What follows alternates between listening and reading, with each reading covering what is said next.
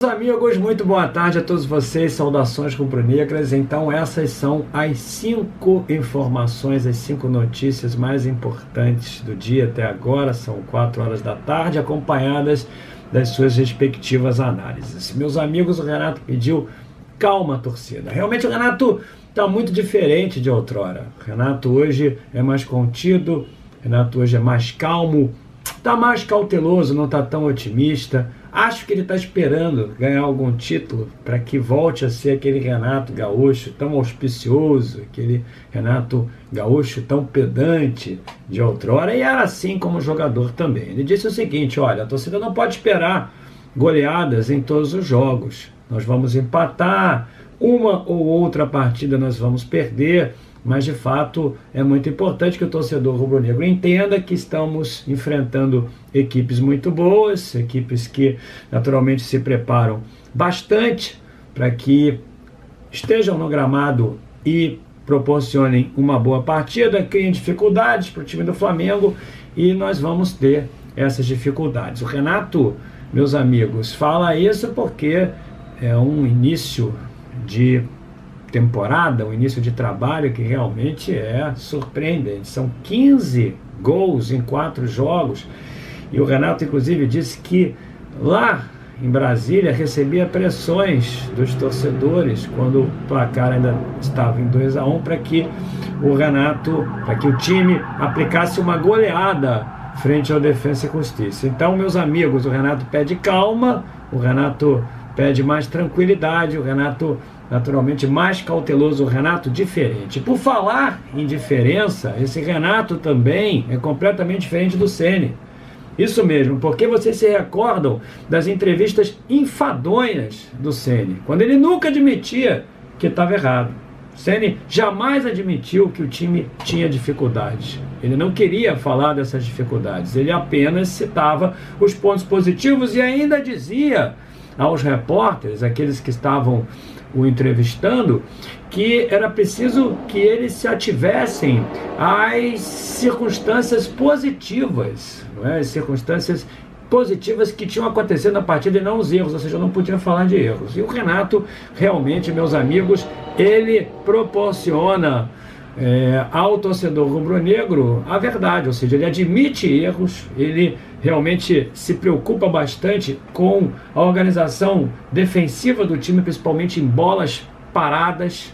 Ele sabe que nós temos essas dificuldades e ele diz o seguinte: bom, eu não tenho nenhuma dúvida que cometemos erros defensivos, apesar da atuação exuberante do ataque, e nós estamos corrigindo paulatinamente através de vídeos, ou seja, ele usa muitos vídeos, que eu, sinceramente, acho que é uma alternativa muito importante em função de um tempo exíguo que ele tem entre uma partida e outra. Então, o Renato, claro, sabe dessas dificuldades e relata essas dificuldades e diz que vai trabalhá-las. Isso é muito importante, porque é preciso que nós confiemos no treinador. Não dava para que nós vivêssemos uma situação como nós vivíamos com o Rogério Ceni, onde nós não tínhamos realmente a certeza se ele sabia dos erros do Flamengo ou não, ou principalmente se estava tentando corrigi-los. Então ele diz assim: olha, trabalhamos muito a bola parada, temos muito para poder naturalmente corrigir. Dentre essas medidas corretivas, eu não tenho nenhuma dúvida, também está o posicionamento do nosso goleiro, que precisa sair mais. O goleiro Diego Alves precisa realmente reter aquelas bolas ali na pequeníssima área, na pequena área, porque a bola na pequena área costuma ceder. Então houve falhas de marcação ontem, principalmente em bolas paradas, e o Renato sabe e vai corrigir através dos vídeos. Meus amigos, não tem tempo realmente. O Flamengo jogou ontem e se representou agora, 2h30 da tarde, já para jogar contra o ABC às 20 horas na quinta-feira. Um jogo importante. Um jogo importante porque, meus amigos, é o primeiro jogo das oitavas de final. Nós temos que fazer um bom resultado aqui, porque não podemos dar sopa para o azar.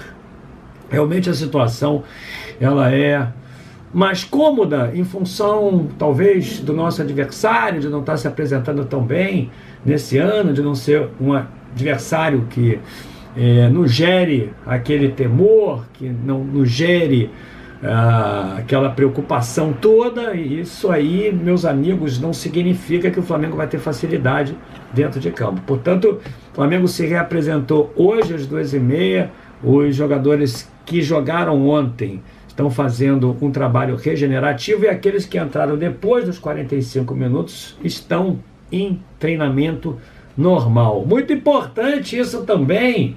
Ainda me recordo daquelas folgas de 2 dias, recomendadas ou não pela fisiologia, mas me recordo que nós reclamávamos muito da falta de trabalho, meus amigos, principalmente da falta de trabalho ali com relação ao time, quando até não apresentava resultados positivos. Meus amigos também, entendam uma coisa, eu acho que o Renato versa muito bem sobre uma situação que nos incomoda bastante e que realmente é muito difícil de ser tomada pelo treinador. Porque quando poupar um jogador, o Renato diz que tem muita experiência, e realmente ele tem, ele vai saber quando fazê-lo. Por exemplo, ontem, o Felipe Luiz, ele jogou pela 11ª vez consecutiva. E o Felipe Luiz tem 35 anos, mesmo que não tivesse 11ª vez, por óbvio, os resultados fisiológicos comprovam que ele realmente é um grande atleta ainda com 35 anos. Eu falei isso no vídeo anterior, mas determinam também, ou podem determinar agora na quinta-feira, uma necessidade de descanso, de poupar jogadores. Então, daí nasce uma indagação: quando poupar jogadores? Porque cada um tem a sua opinião. Nós nos recordávamos, inclusive, que o Mister dizia que dia de descanso era na segunda-feira, que o Flamengo tinha que correr muito e que não tinha que poupar. Mas tem, claro, informações médicas ali que às vezes mostram que determinado jogador está muito próximo de uma lesão e que isso por si só pode comprometer esse mesmo jogador, caso não seja poupado por uma sequência de jogos, 2, 3 semanas, 4 semanas sem jogar, em função do aparecimento de alguma lesão. Ontem, por exemplo, eu vi também o Diego no segundo tempo, no final do primeiro tempo, no segundo tempo, cansado. O Diego também está numa maratona de jogos. E o Diego também, em função de uma importância que eu não tenho nenhuma dúvida que ele tenha, precisa descansar também. Então, daí surge uma discussão e uma grande incógnita, se o Renato vai poupar jogadores ou não. De qualquer forma, nós temos que ganhar muito bem o time do ABC. Não podemos exatamente passar por uma situação de eliminação. E o Diego, meus amigos, ontem, vocês viram, botando o Reinaldo no seu devido lugar. É isso! Nós não podemos ter jogadores amarelões dentro de campo. Não dava para ouvir o Reinaldo, velho bobo, falando, e o Diego tem razão, ele é um velho bobo, falando ali do lado de fora, acusando o Diego de bater em moleque, porque nós sabemos muito bem que ele é bom caráter, e quando ele tem que bater, ele bate em todo mundo. E disse a ele: olha aí, você é um otário, você não tem o meu respeito, eu respeito mais os moleques do que você. E é isso mesmo, esse espírito de competição. Quero parabenizar também o Tanuri, que não engoliu. O Flamengo, em outra época, há 30 dias atrás, eu assisti um jogo contra o Fluminense e os gestores, os dirigentes do Flamengo, a comissão técnica, realmente se deixando subjugar ao Fluminense. Não pode, tem que retrucar. E aquilo que aconteceu ali, meus amigos, é algo que corresponde à raiz do futebol. É a raiz do futebol. Aquilo realmente tem que acontecer, um jogo tenso. Saiu o gol, confusão, depois acabou, e a torcida até gosta disso. Então o Tanuri está correto, realmente, não deixar o adversário crescer. E o adversário não é só aquele que está dentro de campo, o adversário é o torcedor, o adversário também é o membro da comissão técnica, o adversário é o dirigente, ou seja, o adversário é todo aquele que veste a camisa adversária, a nossa, né?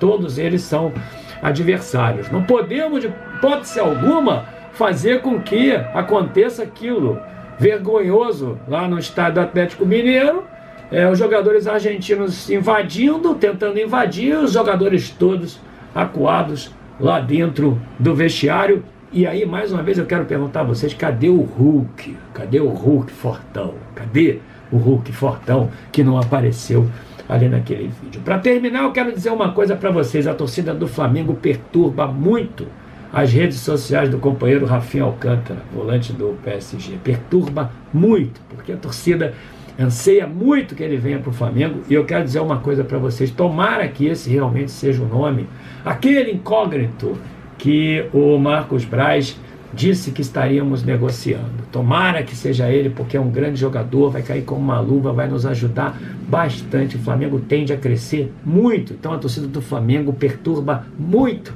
o Rafinha Alcântara para que ele venha para o Flamengo. Nós não sabemos se o Marcos Braz, que está lá na Europa, tem isso em mente ou não. Realmente é muito difícil, ele ganha muito dinheiro, o Flamengo está num momento orçamentário difícil, mas se houve alguma especulação, vamos torcer para que o Marcos Braz, caso isso seja verdade, logre sucesso na sua negociação, nessa viagem, e que traga o Rafinha Alcântara com ele. Não sei se isso é possível, não sei se tem negociação, mas o fato é que a torcida do Flamengo está perturbando muito as redes sociais do Rafinha Alcântara, e aí não custa nada sonhar com a vinda desse companheiro, que indubitavelmente vai ser muito bom. Meus amigos, hoje, segunda-feira, 10h30 da noite, tem a nossa tradicional live raiz no canal.